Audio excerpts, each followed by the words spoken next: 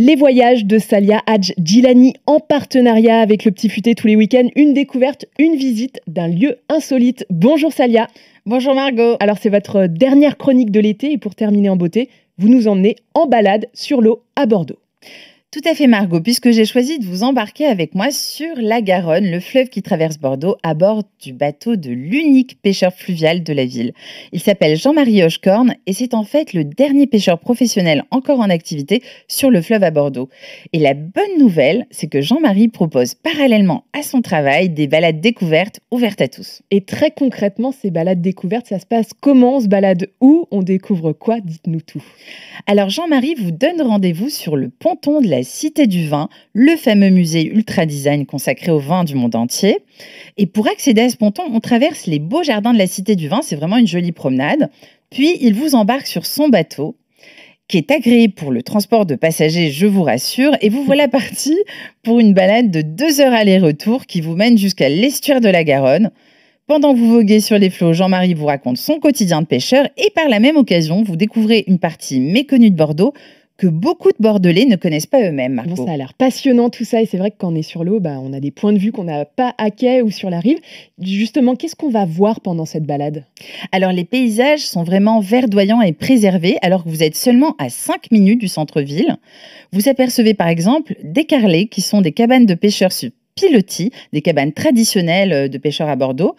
Mais vous voyez aussi pas mal d'oiseaux, des canards sauvages, des goélands. Et si vous tendez l'oreille, vous pourrez même entendre chanter quelques cigales. Vous savez, le fameux tch tch tch tch. Vous avez vu, je le fais bien. Imitation. C'est parce que je suis un peu du sud. Et donc, le cadre est bucolique, apaisant. Et vous avez le sentiment d'être parti très loin. Alors que vous n'avez pas bougé de Bordeaux en réalité, Margot. Un dépaysement garanti sans faire trop de kilomètres, ça donne envie. Vous nous avez dit que Jean-Marie est un pêcheur. Est-ce qu'il pêche pendant cette balade? Et oui, Margot, vous avez deviné. En fait, il a disposé au préalable des nasses sous l'eau qui piègent les poissons. C'est son système de pêche. Et quand vous arrivez, il n'a plus qu'à récolter les fruits de son travail. Il fait remonter les nasses à la surface et il les récupère, entre autres, des crevettes blanches, une espèce endémique des fleuves. Et là, c'est le clou du spectacle au beau milieu du fleuve. Il s'arrête en dessous du pont de la Garonne, un des ponts emblématiques de Bordeaux, et il sort un petit grill où il fait cuire ses crevettes blanches avec du fenouil sauvage. Je peux vous dire, ça sent très très bon. Ça donne faim. Oui, voilà, ça donne faim. À cette heure-ci. Vraiment. Et au bout de quelques minutes, c'est apéro crevettes pour tout le monde. Le tout dans un cadre très nature. C'est vraiment un moment magique où on se sent privilégié, Margot. Bon, Salia, vous me connaissez maintenant. Vous savez que j'aime beaucoup l'eau.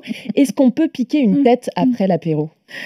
Pas vraiment, figurez-vous, Margot. Dommage, c'est déconseillé tout simplement parce qu'il y a beaucoup de courants dans la Garonne. Et puis, pour être honnête, la couleur marron de l'eau ne fait pas forcément rêver. Pourtant, il faut savoir que la Garonne est le fleuve le plus propre de France et que cette couleur trouble est due au mélange d'eau douce et d'eau salée qui crée une cristallisation d'alluvions. Alors, si on est à Bordeaux et qu'on veut réserver une balade avec Jean-Marie le pêcheur, on fait comment? Alors, le plus simple, c'est de le contacter directement sur sa page Facebook baptisée Le Pêcheur de Bordeaux. Vous ne pouvez pas vous tromper, de toute façon, il n'y en a qu'un à Bordeaux, vous avez compris. La sortie coûte 25 € par personne et chacun amène une bouteille à partager avec le reste des participants pour le fameux apéro crevettes sous le pont de la Garonne. C'est très convivial. Une balade insolite et conviviale. Merci pour le conseil. Et comme vous êtes une experte, allez, donnez-nous encore quelques conseils, un conseil logement à Bordeaux. Alors, il y a l'hôtel Renaissance près de la Cité du Vin. C'est un hôtel au design contemporain avec une superbe terrasse et une belle piscine intérieure avec vue sur tout Bordeaux. Il faut compter environ 150 € la nuit. En un peu moins cher, je vous recommande l'Apart City du quartier des Chartrons, en plein centre de Bordeaux. Ce sont des appartements fonctionnels tout confort à partir de 73 € la nuit.